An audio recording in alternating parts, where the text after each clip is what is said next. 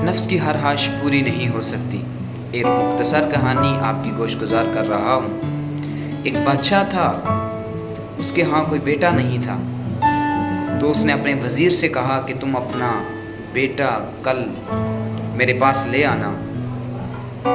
तो वो वज़ीर अपना बेटा बादशाह की खिदमत में ले आया।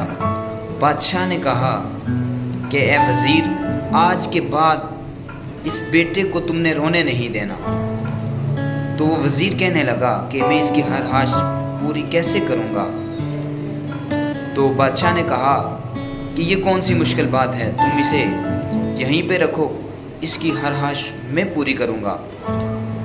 और उसके बाद उसने उस बच्चे से पूछा कि बताओ तुम क्या चाहते हो। वो बच्चा कहने लगा कि मुझे एक हाथी चाहिए। तो बादशाह ने कहा ये कौन सी बड़ी बात है। उसने एक आदमी को हुक्म दिया जो हाथी ले आओ।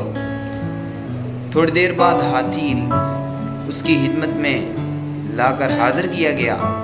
बच्चा थोड़ी देर खेलने लगा उसके साथ। उसके बाद बच्चा फिर रोने लगा। तो बादशाह ने कहा आप क्यों रो रहे हो। तो वो बच्चा कहने लगा मुझे एक सुई ला कर दो। बादशाह को हैरत हुई। बादशाह ने सुई उसके लिए हाजिर की।